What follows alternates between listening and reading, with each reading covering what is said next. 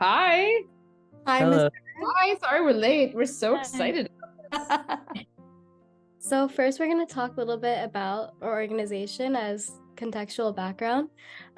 We founded our nonprofit Little Mentors 4 years ago with the basis of creating a platform aiming to create connections worldwide. We believe our most important asset is the gifting of smiles and pure human connections. Welcome to Teddy Talks, one of our projects dedicated to creating engaging conversations with remarkable individuals. Today, we are thrilled to have a truly extraordinary guest joining us today, Miss Anne Wojcicki. Widely known for being the co-founder and CEO of 23andMe, she has found success in not only democratizing genetic information, but also a range of other endeavors like the Breakthrough Prize. For today's show, we have compiled questions aiming to learn a little bit more about the journey of entrepreneurship, leading a paradigm shift in healthcare and pathways for personal growth from today's guest, Ms. Wojcicki. Thank you so much for meeting with us today. We're so excited to have you here. So happy to be here. Can you just first begin by talking about your childhood and specifically growing up in the type of environment that's cultivated around Stanford? Yes. So I'm one of three kids. I have two older siblings. And my dad he came from Poland and he studied physics. So he was a physics professor at Stanford. And my mom was a high school English teacher. So I grew up obviously in a family that like really prioritized education. And it was sort of seen as like I'd never eaten out at a real restaurant until till I had a job. Like I'd never had an appetizer. My mom was very excited when Taco Bell had sales. And I always joke, like my mom loved doing things like taking us into all you can eat restaurants and figuring out how to buy one and sneak us all in and feed us all, or go at closing time and bring home all the extra muffins. But that said, the family prioritized education, and I was lucky because Stanford campus actually, like everyone on my street prioritized education. So, and what was interesting is that it wasn't education just for the education sense, like people found these interests and they loved them.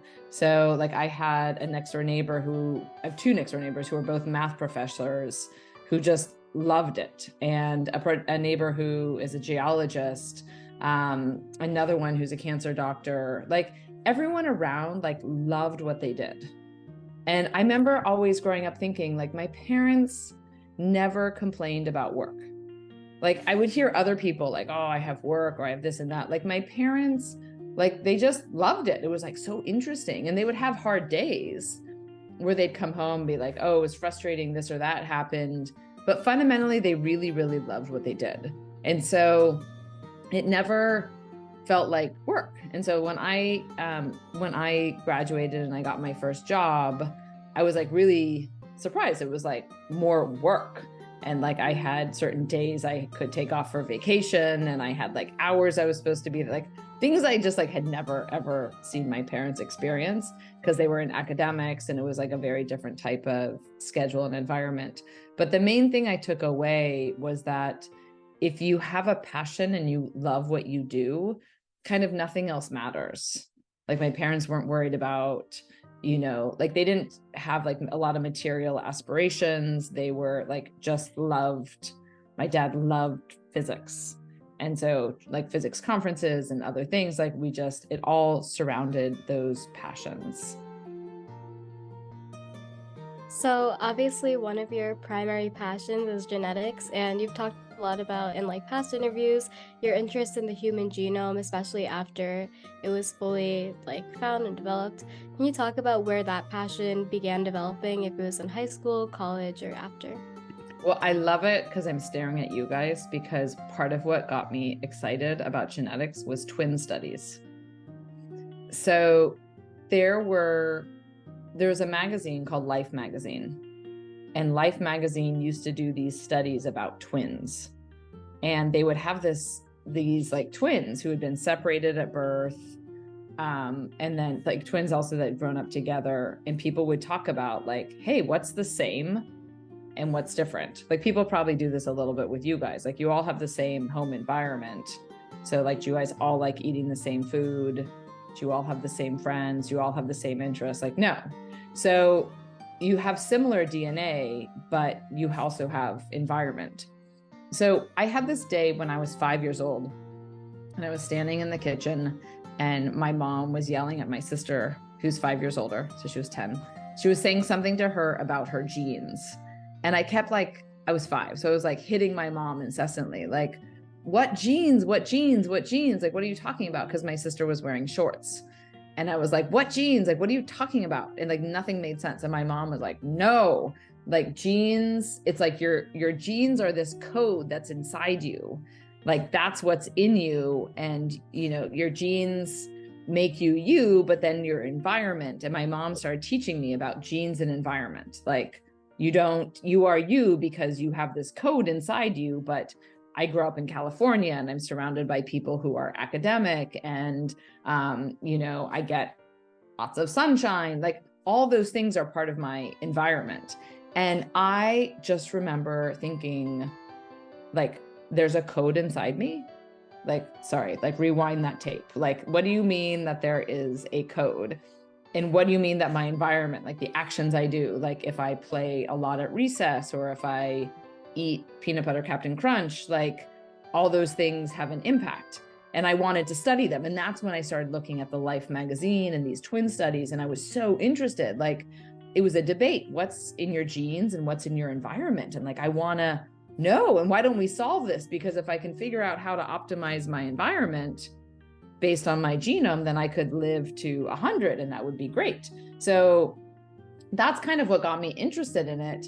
And even today, like, you know, we live obviously in this digital age, like everyone listening and all of you probably there's a path for you to learn how to code. And your genome is the code of life. Like you have 4 base pairs, it's an A, C, G, and T, and you have different combinations of an A, C, G, and T, and that could make you a banana, it could make you a slug, it could make you like a pineapple tree, or it could make you into you. And for me, it's like mind-boggling, like different variations, like cooking, like different variations yield different people, different life. Like that's so cool. It's like the code of life. And for me, it was like, okay, like 23andMe started really with that passion. Like we must understand the code of life.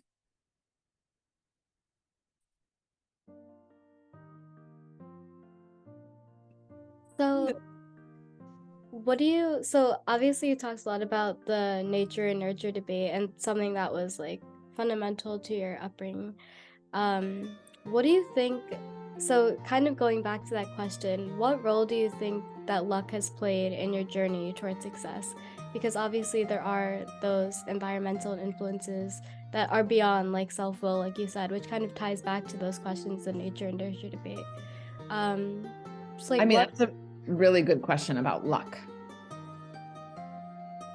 Sorry, I cut you off, so I wasn't sure if there was anything else, but I will assume. Oh yeah, go ahead. So it's funny because I just watched the movie Luck twice with my daughter. Have you guys seen it? Okay, it's a Disney movie, I think, about luck. You know, and there was a famous individual named Charlie Munger. Do you know who Charlie Munger is? Charlie just died, and he talked all the time about how important it was to just be lucky. And I have somewhat of a different perspective on the definition of luck. Like, I think that, your genes and your environment are going to help set you up for what you're going to be great at. Like, if I was really passionate about piano, I'm not positive I would still, like, I'm not meant to be a great pianist. Like, I might be passionate. But I think where the world of luck comes in is about what are the opportunities that come your way that you just seize.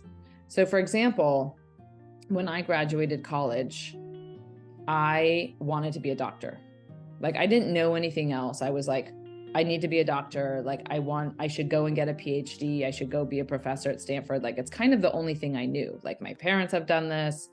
There's like all kinds of pressure from my friends growing up. And then my mom encouraged me to go to a job fair. And I went to this job fair and I just like talked to people and I handed out my resume. I was like, 20 at the time and 21.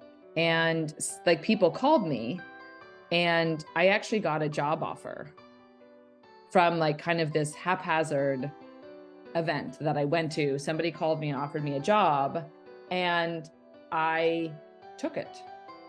And because of that, I got on Wall Street. I started investing in healthcare companies and I found out I was really good at it. Like that was like more like that was kind of a natural place. And I remember I used to tell my boss all the time, I was like, I would do this for free.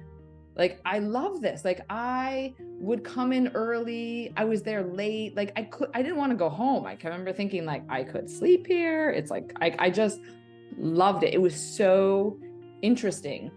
And I think the point is like all kinds of good and bad comes your way and you are who you are. Like you have certain things you're going to be great at, certain things you're not, but you also have to match up what the opportunities that are your way and take risks.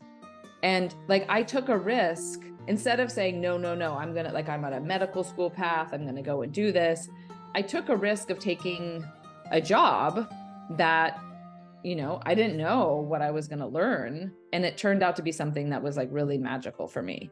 And so I do think that, there's luck, but I think it's also people who are receptive to seeing the opportunities that come their way. And oftentimes people are afraid of doing something that's unfamiliar to them. And that's actually why I can't believe I'm plugging a Disney movie, but the movie was really good about good luck and bad luck.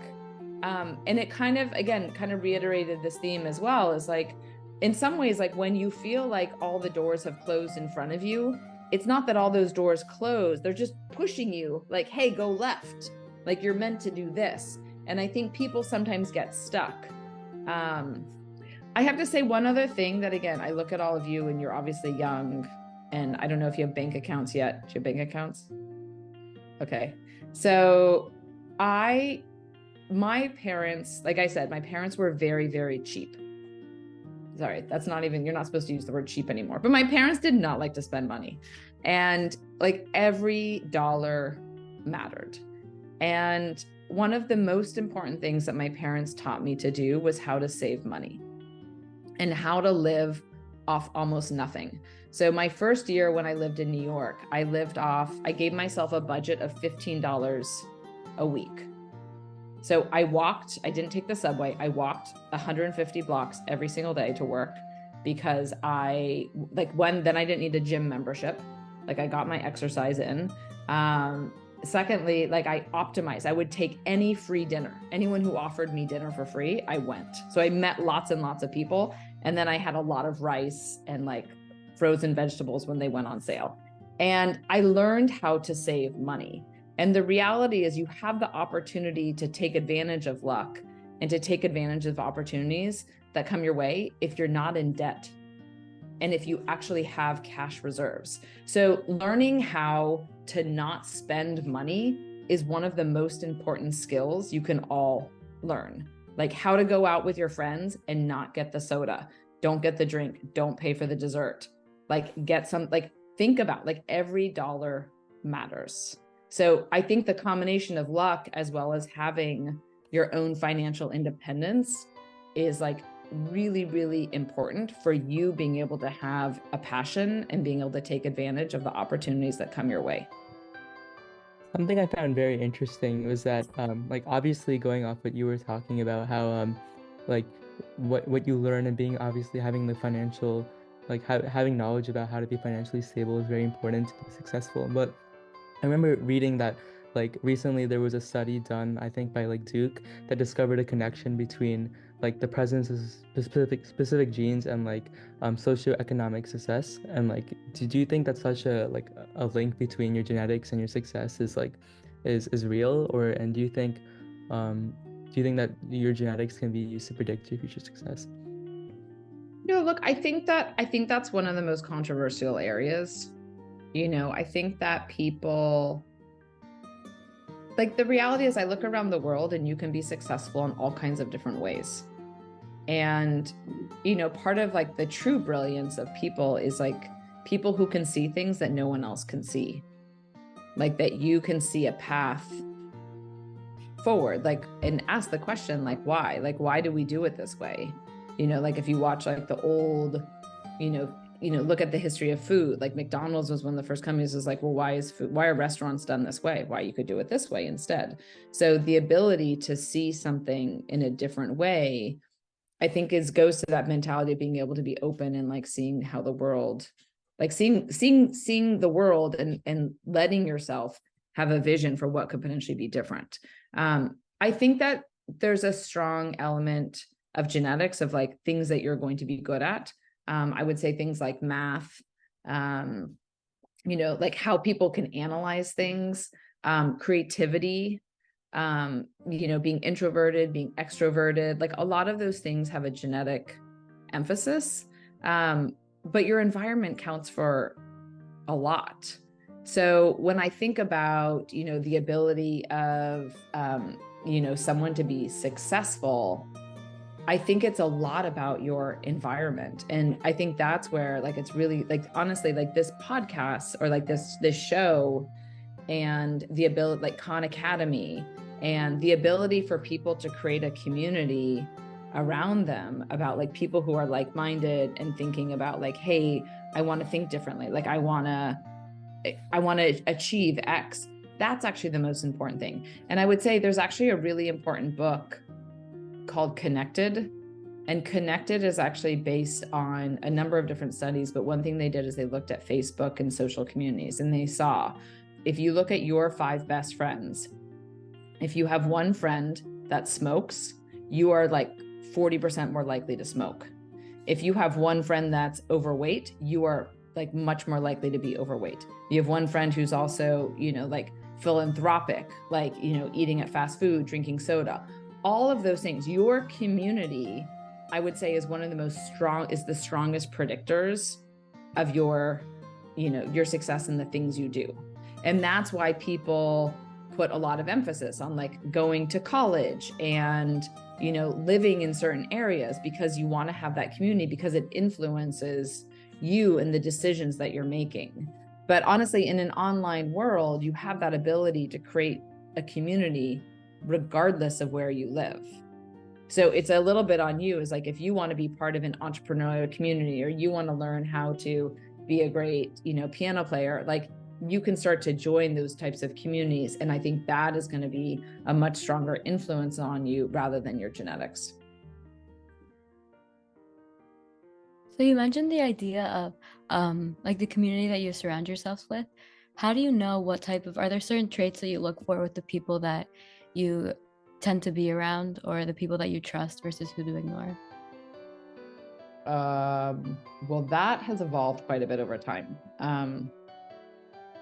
I think that when I was your age, I was really lucky because I had best friends whose parents had a similar kind of philosophy, and they're also academic, but they kind of also share, like we were in the same classes together, we studied together, we were okay. Like if we were going to go study together and we were missing out on something fun, like we all kind of supported each other with that. Like we made that fun. So I think one of the things that I've looked for is like people who are naturally like problem solvers, I tend to be a really optimistic individual.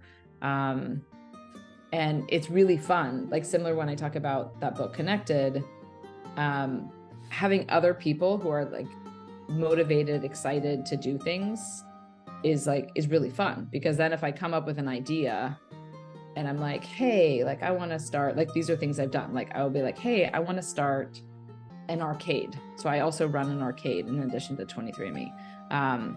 If I was surrounded by people who are like, oh, that's going to be really hard, it's a bad idea, kids don't have money for their arcades. Like you can always come up with reasons to say no. And so I tend to have more of a community of people who are like, ooh, like that's exciting. Let's try that. Or let's think it through, and I think my mom, I'm really lucky because my mom is a very positive person. And my mom is like my mom is, sometimes I'm like, Mom, every idea to you is exciting. Like my mom, but having somebody who wants to walk you through ideas that like helps, push like, hey, that's like an interesting idea, but maybe you should think of this and that. Like having a positive community is really key for me. I think the other thing that's really important, especially for me now, is having a community that's really honest. So I want them to be positive, but also honest. And people could say like, hey, your arcade sounds really cool, but it might be a big time suck. Like, hey, like that, like having people who are naturally positive, but can give me feedback and advice in a positive way is like really key. So, I mean, the reality is like the world is going to change. The world is like meant to change. And what you guys are all, how old are you guys? We're 17. You're 17. Okay. Good. You should all get bank accounts. Okay. So you're 17. So you guys, like, you're going to define like the next 30 years of your, like, it's going to change rapidly, and it's like totally up to you guys. So having a community of people who are like, yes, we are going to think about that and do that. And like, like envision, like you're actually in charge and you're actually going to be defining the future. So it's all on you. Find the people who want to do it with you, and stay away from the people who are really negative. The negative Nelly, like, yes. People who bring you down, it's like, in some ways, it's almost more important to focus. Like, stay away from the people who bring you down, who just want to like watch you fail. And then you crush them with your success. So you talked a lot about, you talked originally about this idea of thinking differently and moving the way forward and like going beyond what the current norm or status is. But if someone around you, someone you trust, is being honest with you about your business idea and they disagree with you, but you really think you should go forward, how do you know when to take someone's advice, whether to trust your intuition and move forward? Well, my favorite thing is to argue. And I'm love to argue. Like and I think part of it can be like, if somebody doesn't think my idea is a good idea, then it's like, well, why? And like, I kind of keep going until I have no more questions.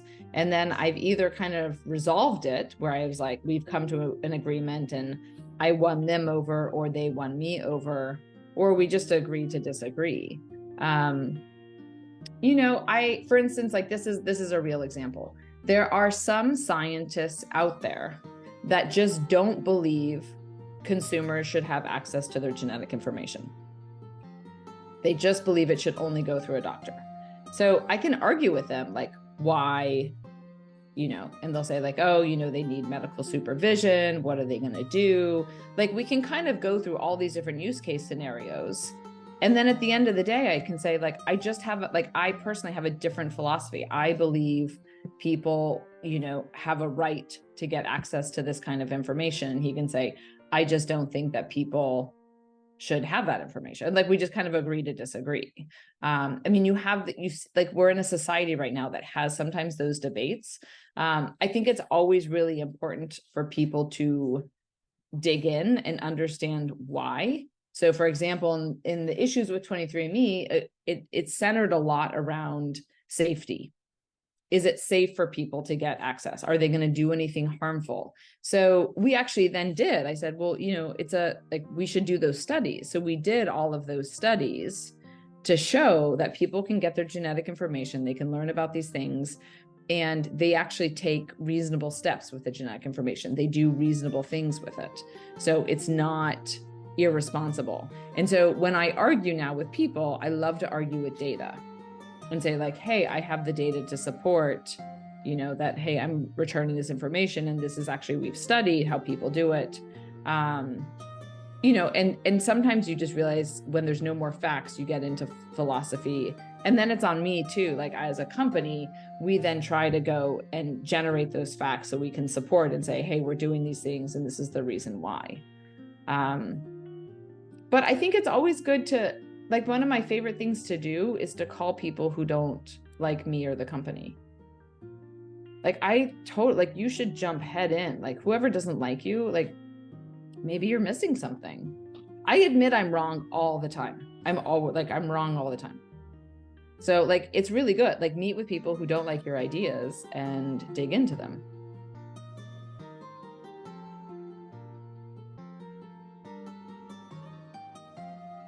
So, during your journey with 23andMe, you've obviously faced some hurdles, particularly with difficulties with the FDA in 2013.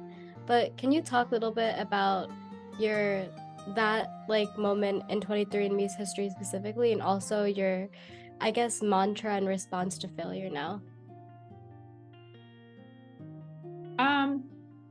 I think at that time, that was a moment in time kind of similar to what we were just talking about, where I had a different vision for the world than like the majority of people out there had. And my vision still is much more about a healthcare ecosystem that is affordable and directly accessible for people. And when the FDA letter came, it definitely, it was like very clear, like, we don't necessarily know if you are a safe product, and we had to go and do all of the various validation studies for them. And my mindset is very much about, like, I believe, like, I'm mission driven. I believe like consumers should have the right to get access to this. Consumers can get it. I'm going to prove that people can get this information on their own. And one of the things I used to remind people in the company is that, when we started the company, gay marriage was illegal, and now it's legal. So the world is meant to change. Like, even though healthcare information is largely mandated to go through a clinician, there is an opportunity for a direct-to-consumer world, and we're going to create it. And the way you create things is you diligently build up your data and your case around why this should be acceptable. And it's no different. Like, again, you guys have probably written a number of essays. Like, when you do an essay, you have to have your supporting arguments. You have your lead, and then you have your supporting arguments. So it's very similar in that capacity. It's like the data we had to do all kinds of studies for the FDA to prove out that people can get this information. And then we eventually proved it out. And now, honestly, nobody questions that you should be able to get access to your genome. But back in that day, it was like every panel I went on, it was like, don't you think it's irresponsible for people to get their genome? And we don't get that anymore. So the world does change. And you have to, like I said, the most important thing is to engage in the debate. People who don't engage in the debate are seen as defensive, and then everyone talks about them. So you got to win them over. That's your job, is like, to be a pioneer, is like, you got to engage in the debate and win them over. And that's, frankly, it's the fun. It's like fun to learn. So along with traits like debating, you've talked before about the quote that only the paranoid can survive. Can you elaborate more on this and other traits that you believe allow people to be successful in the workforce? Well, I was lucky. So only the paranoid can survive came from Andy, forgetting his last name, who, do you remember his last name? He was the CEO of Intel. And he, I think Apple, I'm trying to think of other companies that have that mantra. Like, Apple is a good example too of like one where they almost went, it's hard to imagine now, but like they almost went bankrupt. And so once you kind of go through that really hard time, you don't forget it. And so you remember that, like, every dollar, every decision is really important. And you have to kind of be paranoid and really thoughtful about how you're using your resources and, the decisions that you're making. So I think it's just a reminder for everybody never to take for granted. You know, when you have a success, never take that for granted. Like, you have to stay on your toes. And I think about that now, like there's no shortage of small companies that are trying to compete.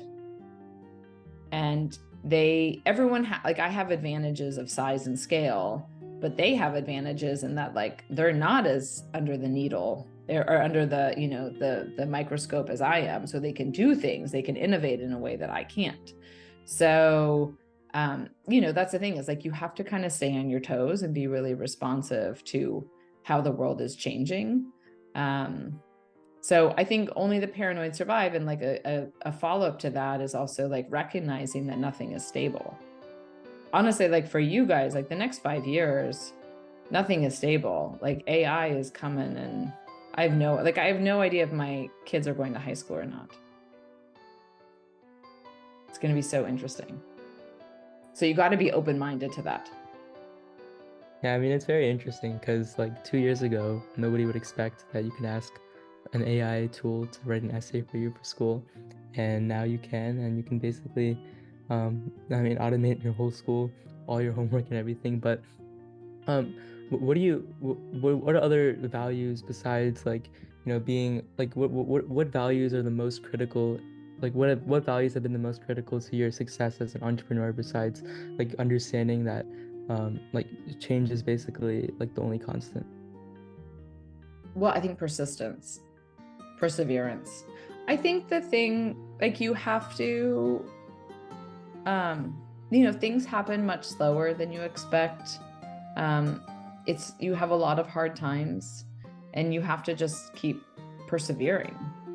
So I think that's actually one of the most important things, is like continuously persevering. And, you know, like, there's days where you wake up and it is not fun. And people who are like persistent and just make it happen, even when everyone is telling them it's not. So like, I think about like the FDA warning letter, like there's lots and lots of, like, if it wasn't a passion of mine, lots of people would have said, like, just shut down the company and start something else. Like, Instagram's taking off, we can do like a photo app, you know? So the thing is, I think hard things happen, and they get done when people love what they do and they have that passion and they stick to it. And I think that, you know, that persistence is the most important thing. Running a company and executing on a, like, it's hard. And so you got to, like, figuring out how you stick with it is like really, and that's when you love it, it's not work. Like, you can have days that are not fun, but you love it because you care about the mission. Mm-hmm.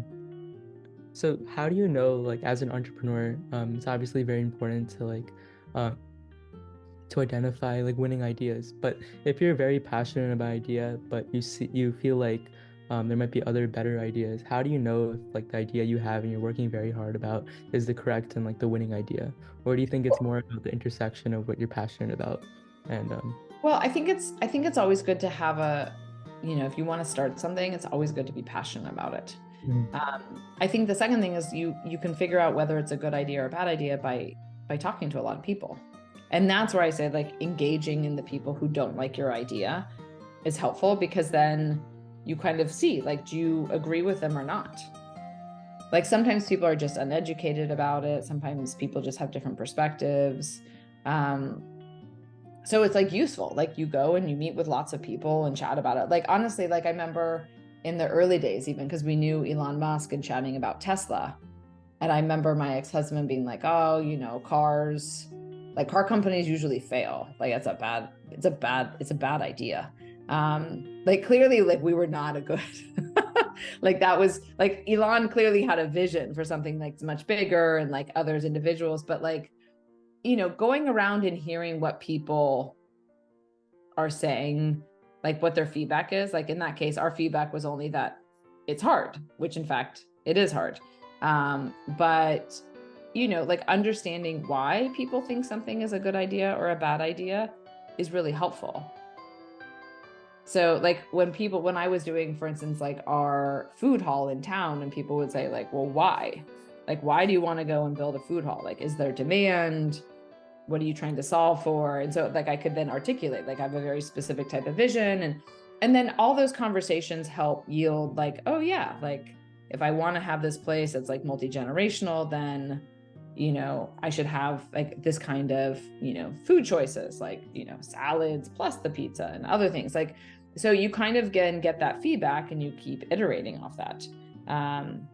So, you know, I think the key is like, you know, asking a lot of different people and getting that feedback. I mean, that's very interesting because I remember reading about Elon Musk and his biography and hearing exactly what you're talking about. But like if for example, if you're Elon Musk, how do you know if like the critics are right? And like, I mean, like for example, in like Elon Musk's case, I guess everybody was telling him that he might be wrong. But how do you know, like, you know, Elon Musk obviously has a very successful company now. So how do you know when the other people are right and versus when you're right? Well, honestly, you know, Elon might have been wrong.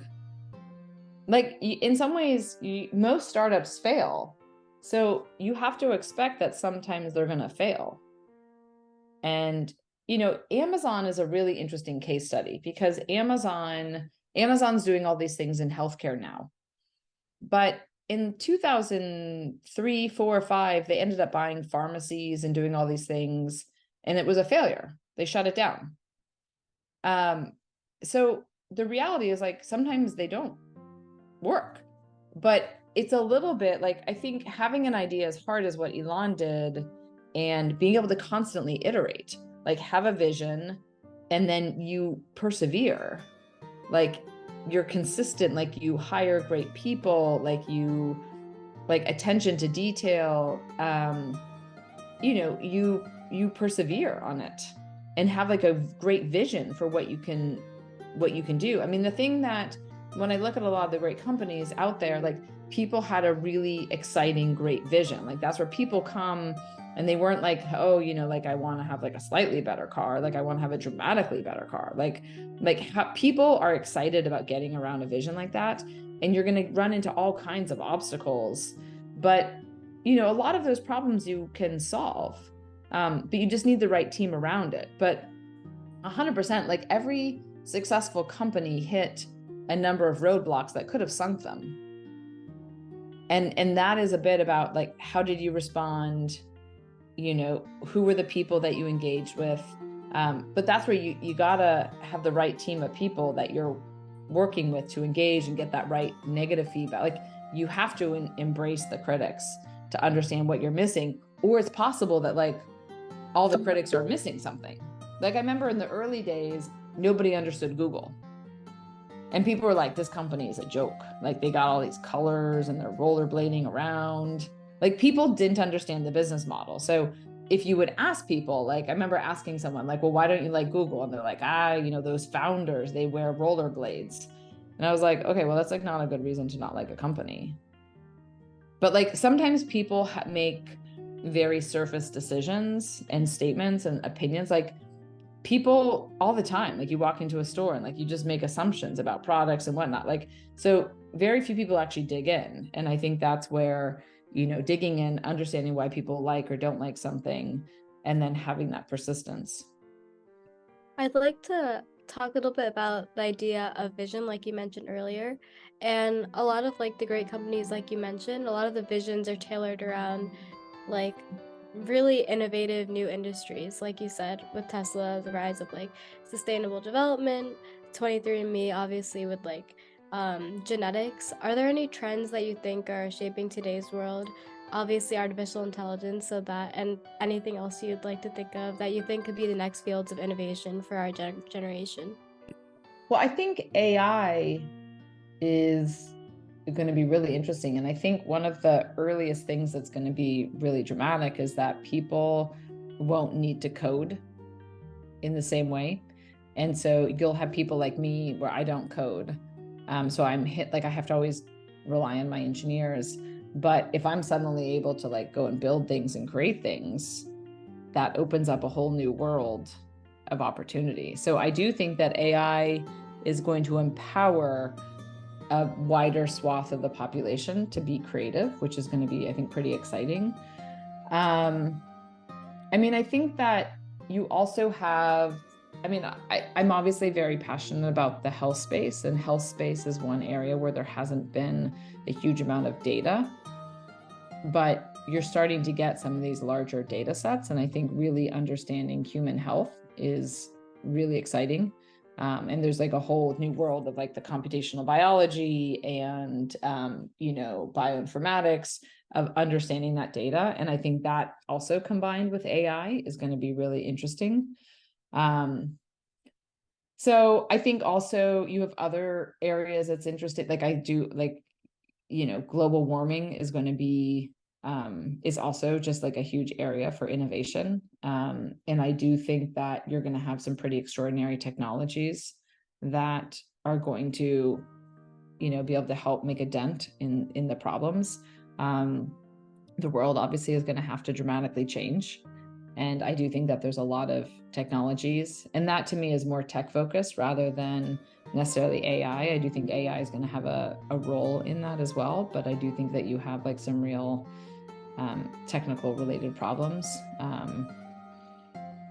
So look, I think it's going to be, I couldn't imagine like from my high school days when I was 17, like there was no cell phone or web. I mean, man, the world has really changed. So I don't know, when you guys are on the other end of this call in 25, 30 years, it will be pretty dramatically different. It will be pretty interesting to ask you that same question. So now shifting into some more lifestyle questions, could you talk about some of your biggest tips for balance and time management? Because obviously that's one of the biggest concerns for high school students. Oh, yes. I mean, look, time management's everything, because like the most precious thing you have is like what you do with your day. I would argue to everybody to make sure that you're tracking your time on your phone, because it's super easy to slip into like, just an hour on Instagram, an hour on TikTok, an hour on YouTube Shorts. Like you can really easily waste a lot of time. So I think one, it's like helpful for everybody always to do a time audit. Like, how did you use your day? And I think be very intentional about like, what did you do today? And I think also managing your week and your goals and saying like, hey, here's the things that I want to get done, and working towards that and saying like, hey, I have, something that I want, like goals for the month. Like, what do you want to get done the month of December? What do you want to get done in 2024? Like all of that, and making plans and then keeping track of it. So like, if you want to read a book, like I do this with my kids now, like if you want to read a book and it's due at the end of the month, make a plan. When are you going to go and do it? Because if you don't make the plan, you're unlikely to do it. So that to me is the most important, is like be very intentional about your time and set goals and plans and then write it out. And I think it's actually helpful, like the first of every month, be like, what do you want to get done this month? What did you get done the last month? And what do you want to get done in the next month? As the leader of a pretty large company, how do you deal with social pressure and expectations to be perfect or just to, have a good reputation? Well, I always kind of joke, like my magic power of being a third child was that I was really good at ignoring people. And so, like my mom, like right now would be mortified. She'd be like, can't you brush your hair? And can't you look better for these interviews? And I'm always like, no, like I come as I am. I think at some point, like I've always been this way a bit, like I'm very, very happy with myself. And the most important thing for all of you is like, be happy with yourself, because it's always easy to pick, like everyone could pick on you for some reason. And like people will tell me things all the time, like, oh, like I had one investor who was like, oh, you touch your hair too much. And I had other things to say to him, but like I just was like, you just like, I'm really like, I am who I am, and I'm very happy with who I am. And like, I have certain things that I like really love, and I'm not for everybody. And, you know, try to find the community of people who are supportive. Like, not everyone has to agree with me or love me, but like, I have to, but they can respect me. Like, I have lots of people where we can agree, like, okay, we have a different strategy, or a different philosophy on things, but we can get along very well. And that's like part of the beauty of the world is diversity. So, you know, I think also one of the first things that happened to me is when I had my very first article written about me, there was a lot of negativity in it. And I vowed to never read my press again, ever. And so it's been like 18 years. But I never read anything either. So I have my team that will read things, but I think it's good for everybody to be aware. Social media can be really, really tough. And I, you know, really try to figure out like, what do I want to expose myself to? Because you can't unsee something and you can't unhear it. So, and that's part of like being in that right environment of like, again, I don't mind hearing criticism, but like the petty things. And, you know, like at some point you have to be proud of who you are and stay away from the comments that are like not relevant. So, you know, like and try to solicit the comments that are relevant. Like if somebody has something of substance and feedback that they want to give me, I'm all for that. But if it's not of substance, like I don't need to waste my time. But it's a good question. Like again, it's kind of like financial freedom. You know, if you know how to save your money, you're free. But also if you know how to like yourself and keep yourself safe, then you're also free. Because you're not subject to like other people telling you like this is good or bad. And the thing about doing a new company is a good example. When I graduated college, I decided to take off a year. And it's now more common for kids. Like people talk about gap years. Like it's like now even has the name, oh, I'm taking a gap year. When I did it, no one else did it. And I remember I had my best friend's father coming to me and was like, you are like making a critical mistake in your life. You're going to screw up all of your college. Like everything's going to go wrong. And I remember thinking, I was like, I'm like 18. Like I really want to take a year off. Like I have want to explore. I want to do all these things. Like, and it took a lot of me like focusing on me and being like, I can make decisions and I believe in myself that this decision is right. And there was a lot of pressure externally that like my decision was wrong. But the problem is if you're always listening to other people, you're never going to make breakthroughs and you're also never going to be happy. And I would like much rather like fail, have my own mistake, but like I owned it. What kind of values and lessons could be those or other ones do you try to instill in your own kids? I mean, I try to instill in my kids, like the most important thing is I think being honest, like all these things that we've talked about, like believe in yourself. Like my kids also are getting to that age of like social pressure, like believe in yourself. Like, why do you need to have shoes like other kids? Or why do you need to have this like other kids? And, you know, I think it's like in learning to love yourself. Like, I think that is like for me as a mom in a social media world, especially in the Bay Area, like I think one of the most important things is teaching kids that, you know, being an individual is great. And like, how do you actually make sure that you're pursuing your individual interests, knowing that you're in a competitive peer environment, and that you feel good about yourself.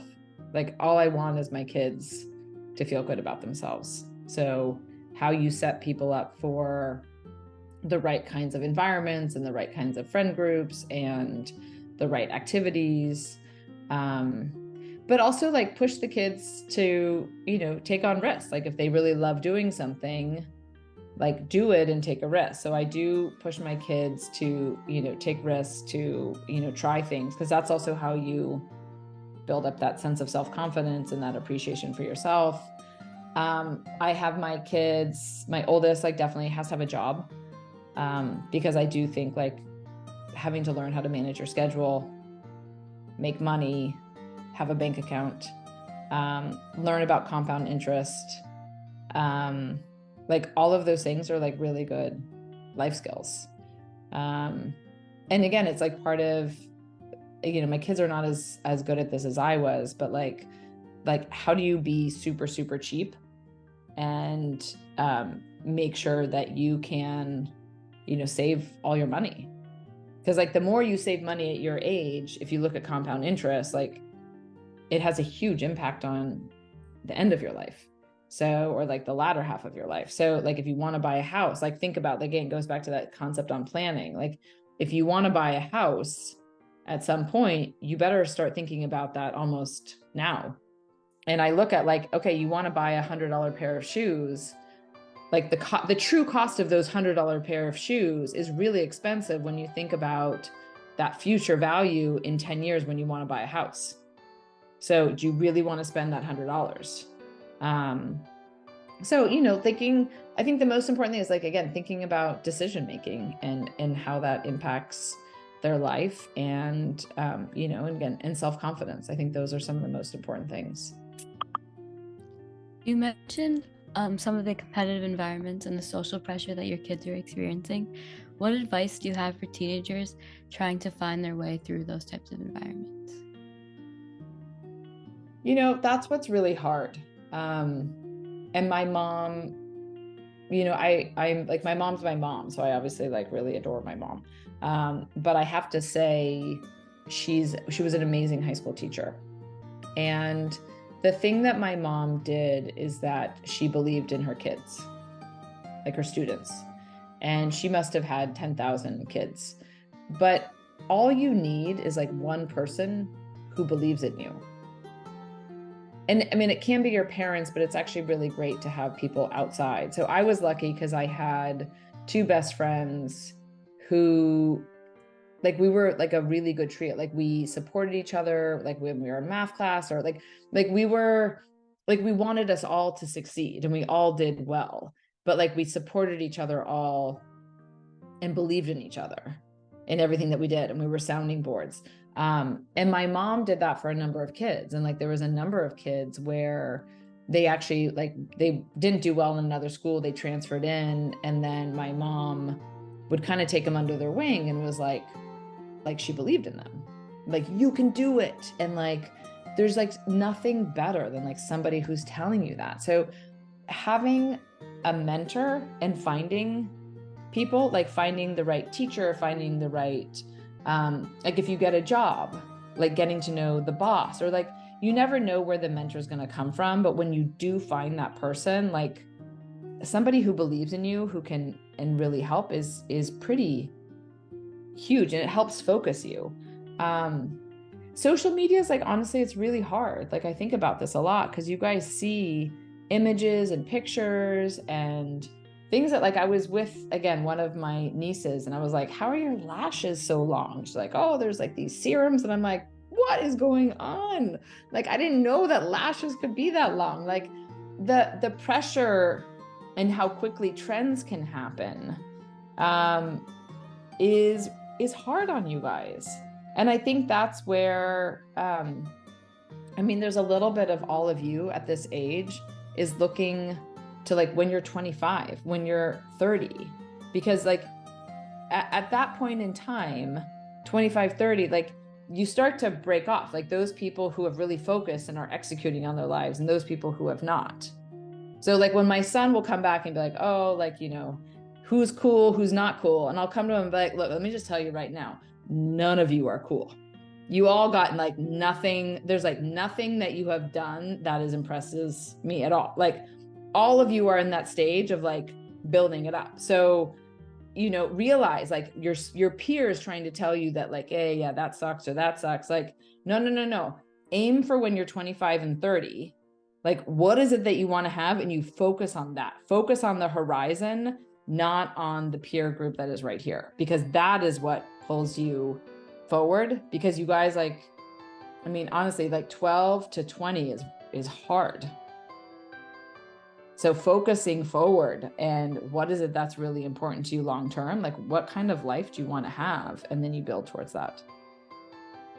I mean, so I think something that's interesting, I guess, that I've observed is like I guess with newer, I guess with TikTok particularly, like they have their own. I mean, I guess with the diffusion of videos that everybody can see, and that's I guess curated on your own page and your own feed. I feel like it like homogenizes I guess the personalities that are within our age, because like I guess when I was younger, I mean there was no such thing. I'm only like 17 years old, but like before TikTok and before like I guess when I was younger, like people there was I guess more of a diversity between like children and personalities. But like even if you go to a random place, like even if you go to international places, people have very similar I guess very similar personalities because of what TikTok has done to our generation, which is I mean I don't know how it will continue to impact our generation, but I guess it's like a real world impact. But another, I guess we're gonna move on to our rapid fire questions. Well, I think it's true. Let me just say on that is I do think it's true. And like, again, when we were little, like we had the commonality of like, we all watched Little House on the Prairie. We all watched like, you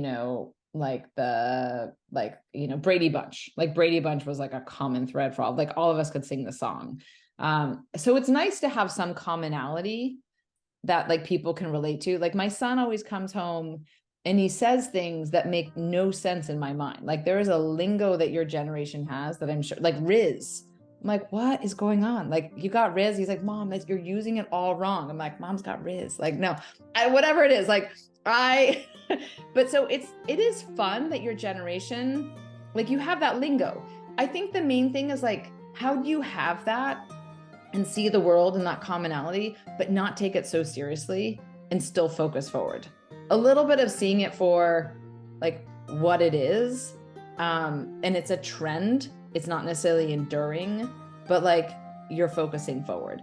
But I hear you. And I do think, you know, you could, like, I do worry about that homogeneity of like, you know, you get ideas and then people kind of like push each other into like, this is what this group is like, this is what this group is like. But I do think like let me just tell you, like people at my company, like we don't spend as much time on TikTok. Like at some point it peters, it doesn't totally peter out, but like you're just not on it as much. Then you're on Twitter or X, whatever it is. And so I think you're always going to have that, but that's actually the true breakout pioneers, like people who can break out of that homogeneity and, you know, and create something that's new.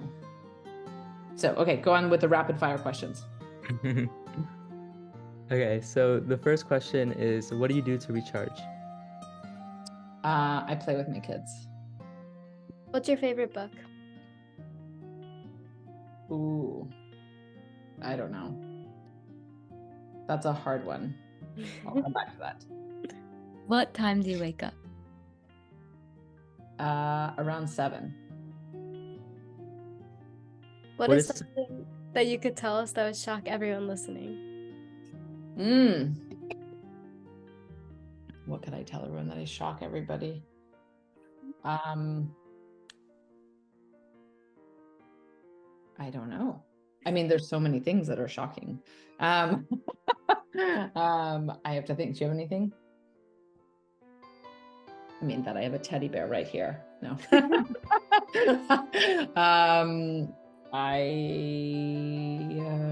That I still have my same checking account as when I was like 12 years old.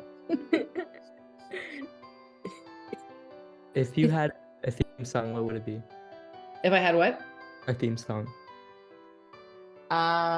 Ooh, I'm really not good at music. If I had a theme song. These are good questions. I should have a theme song. I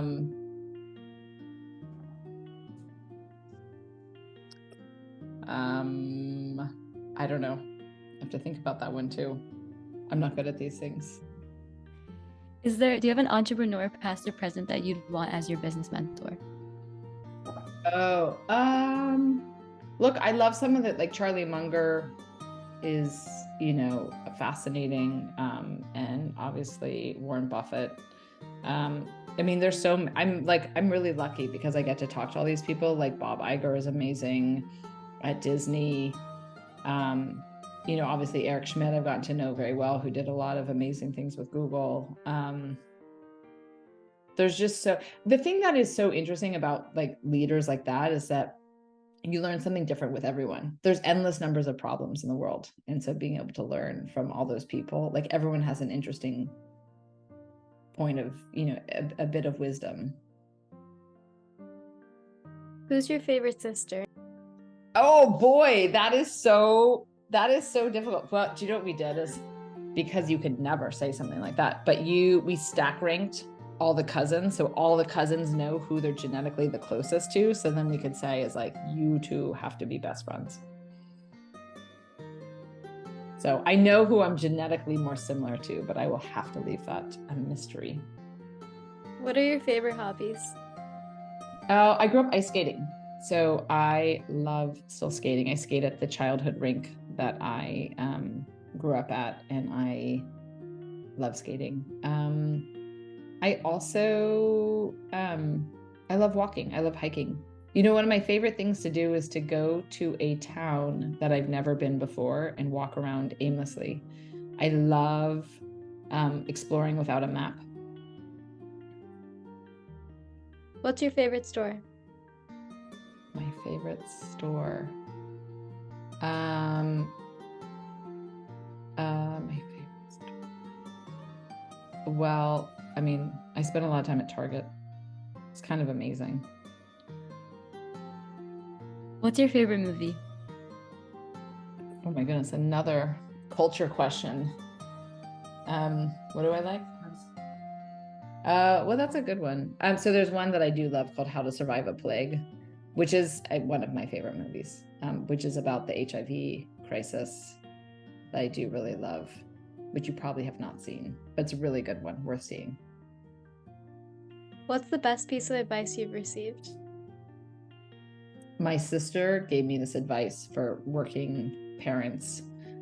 Never do a dinner meeting. It's a total waste of time. It's like social, prioritize your kids and be with them. And dinner meetings are a waste of time.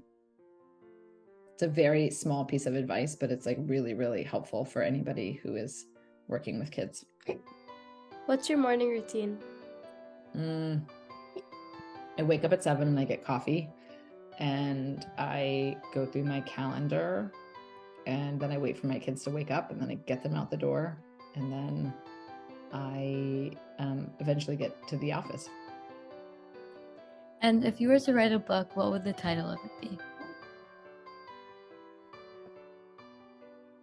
You Are in Charge of You. Something like that. I don't know. So now we're gonna hand it off to Neetu to ask a couple additional questions. Miss Anne, I have to say, even though I was just moderating the session, it has been absolutely fascinating.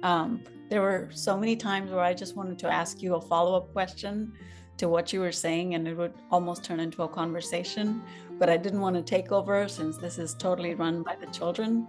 So I've got some questions sent by the kids, and I see one question that's, it's amazing, so I have to ask you this. It says, if a meteor is going to hit in 1 week and the whole world and the whole earth is going to be destroyed, how would you spend the rest of the week?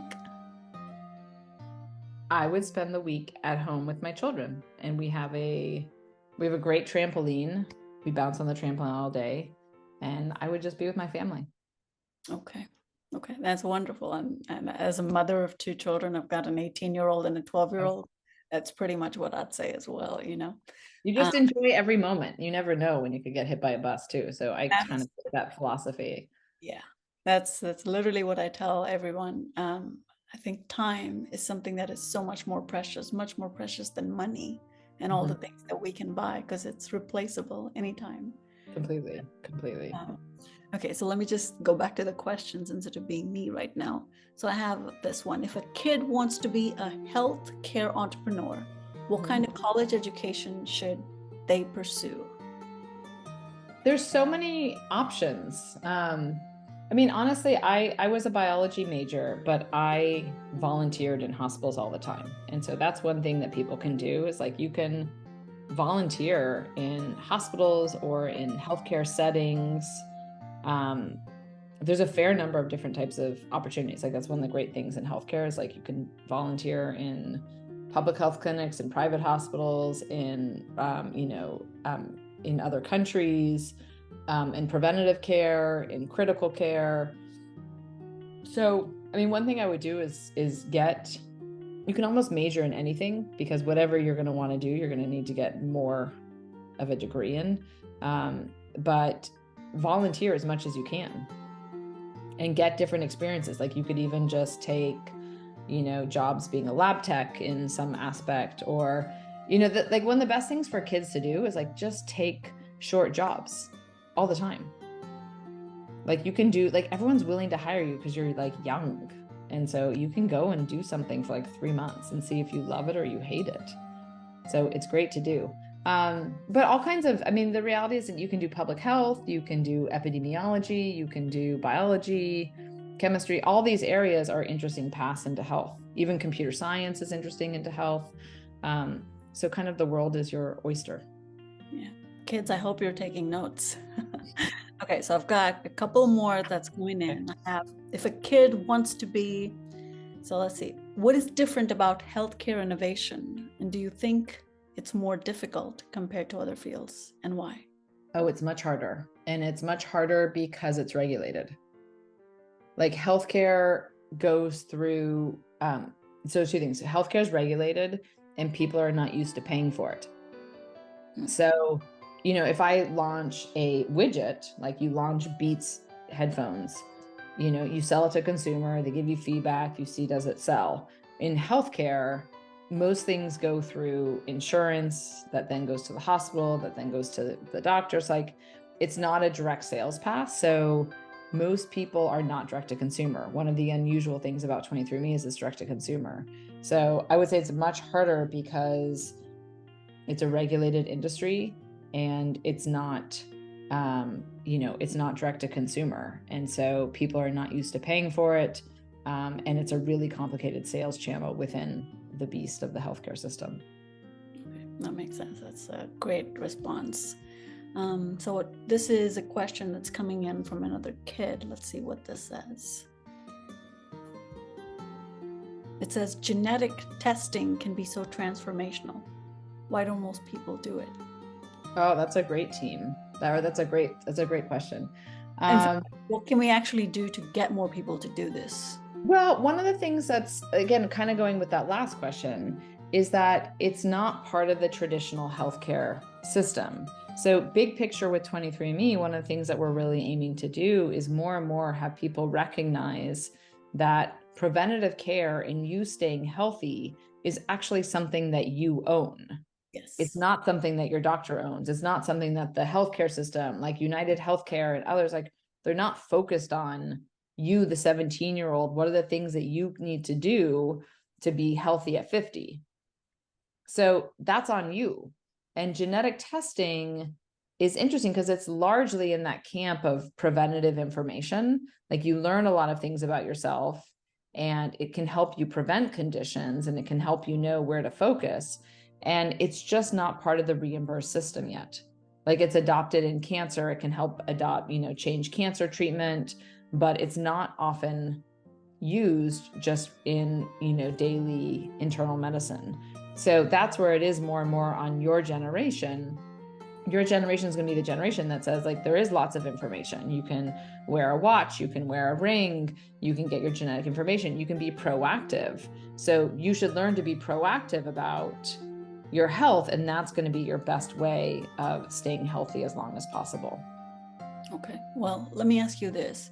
As far as mental health is concerned, where do you see genetic testing? Well, genetics is like, we actually have put out some reports about there's things that I look at like ADHD and dyslexia. Like my daughter is dyslexic. And if you didn't know that, you can have real mental health issues in school, because then it is like, it's hard and you don't know why, and you have your peer group, all the things you talked about. We also look at things like, some people are more prone to anxiety. Some people are more prone to depression. So how is it that you can be aware of like what your own vulnerabilities are and then try and manage when you're in that situation? Like, I love people who come and they're like, oh, I'm having a panic attack, or like I have anxiety. I was like, listen, everyone in my family, like we're like experts in all of this. Like, like you learn how to manage it. And so that's where it's amazing. Like the app Calm, learning how to breathe, learning how to do yoga, learning how to take breaks. And honestly, like one of the most important things is learning how to say no. Like I will say, like, there's times like I don't want to do a Zoom call. Like I want to do a phone and I'm going to go for a walk because like I need it, or I just can't talk to any more people. Like you have to know your own limits. And part of the beauty of knowing your genetics is almost a little bit of saying like, yeah, man, I get anxiety and I have these genetics around anxiety. It's okay. And it's like also like so common. Like everyone has mental health issues. Like every single person like needs breaks at certain times or needs help at certain times. So it's just totally normal.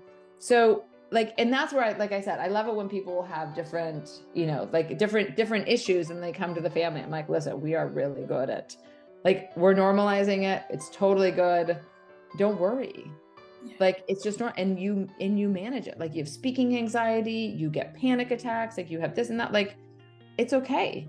And like, in some ways, one of the worst aspects of mental health is feeling alone. As soon as you realize you're not alone, and then you can learn from each other, and then you can also learn to identify situations that impact that.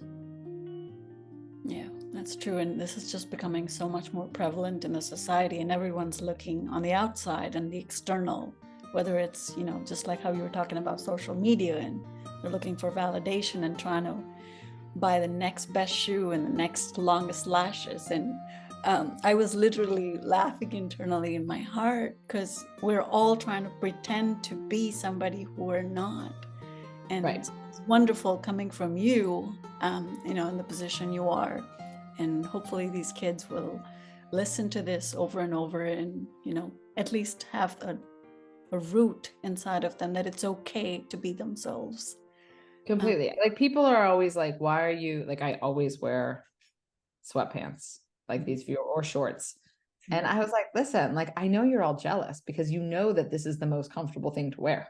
Exactly. And I have just decided to prioritize comfort over style, like all day long. Like, it is just like, I work better. I feel better. Like I'm wearing my running shoes. I will never wear heels again. I mean, it's just like, so those types of things, like there's so much social pressure about how to conform. And I do love pulling up, like there was a great story the other day about like women who used to hike like all the mountains in Nepal and like their fancy outfits with like hats. And I mean, like you just realize like fashion changes, style changes, all these things, like just be you and figure out what works for you. Would you say you were always like this, or did you transition and have these thoughts as you were growing, especially, given the fact that you are such a, CEO of such a huge company, you're well known, you're always in the limelight.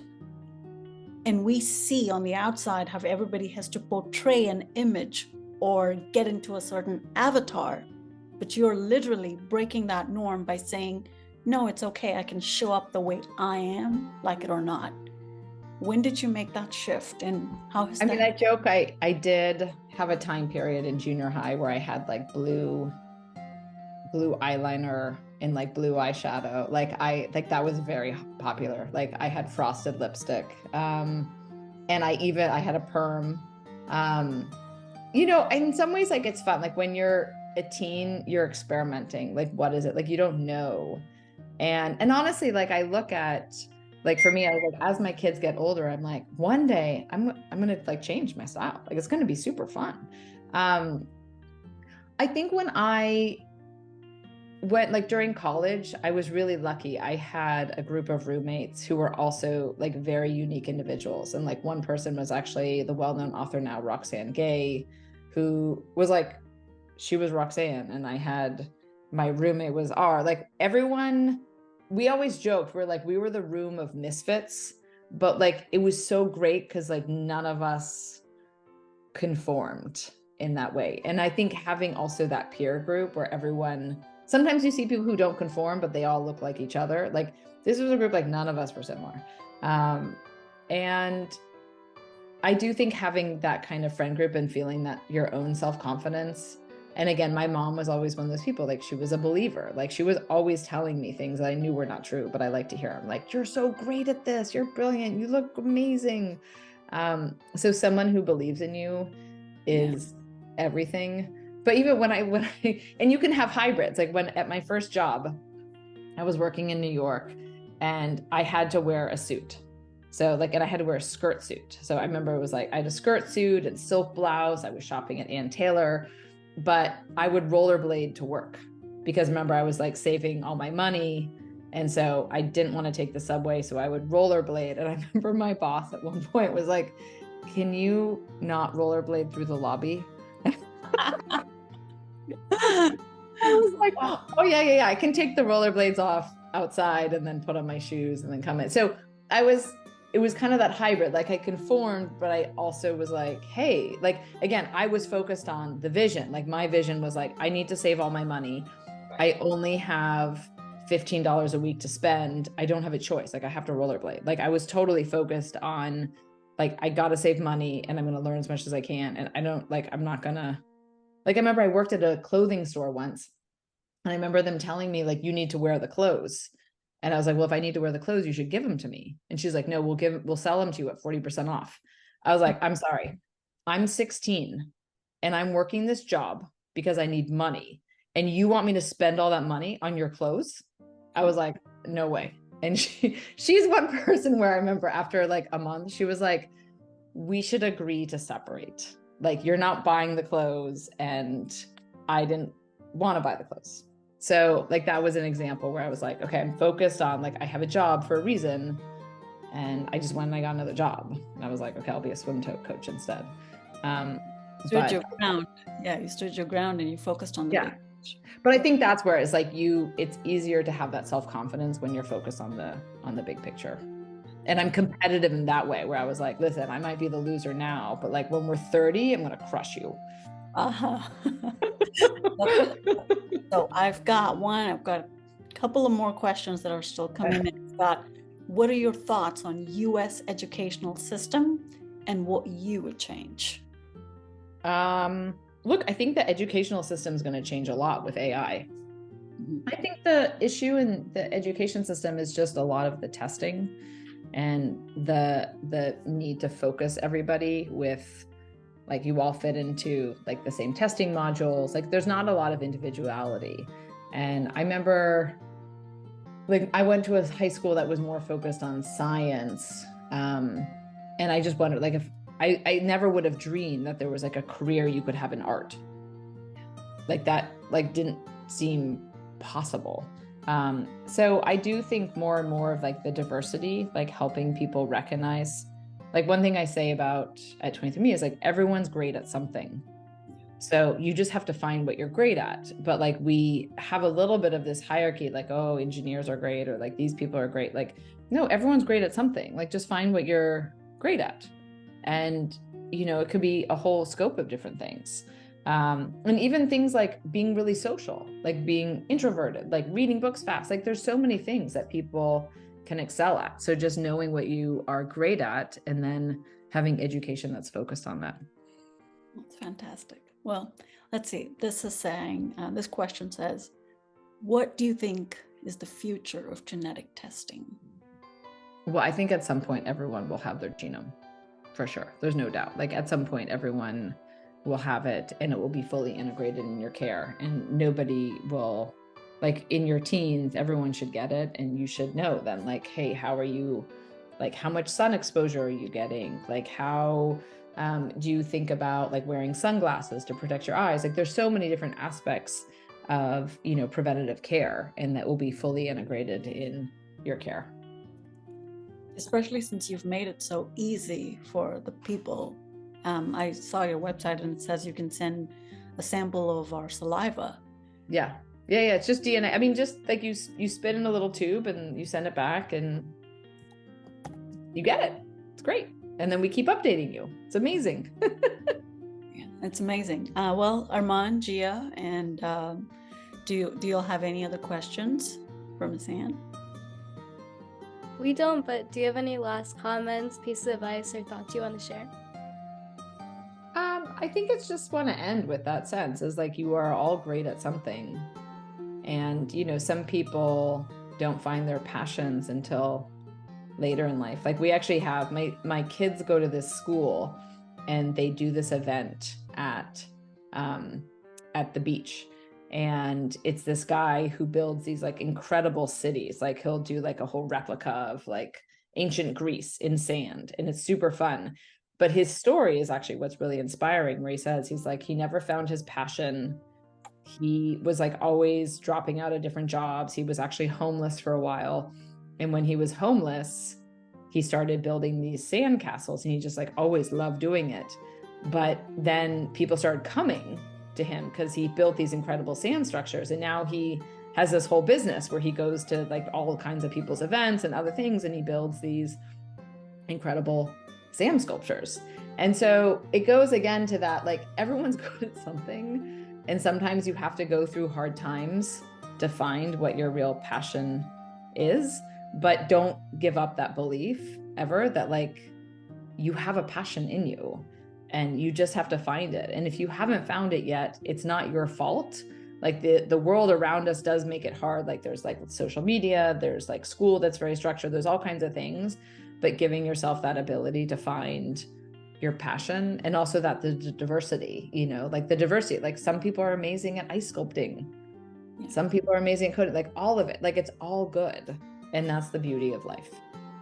Yeah. Well, Armand, Gia, and Karina, I think y'all did a fantastic job of asking Miss Ann. Do y'all have anything else you want to ask Miss Ann before we end this call? We've gone a whole lot over our time. We want to make sure we respect her time as well. But any last questions, comments, any other questions y'all want to ask Miss Ann before we let her go and end this show? I think that's it. Thank you so much for your time. We hope everyone listening enjoyed it. Make sure to check out our other Teddy Talks posted on Little Mentors, and stay tuned for more in the future. So thank you again so much. Thank you. So nice to see you all. Thank you so much. Thank you. Bye-bye.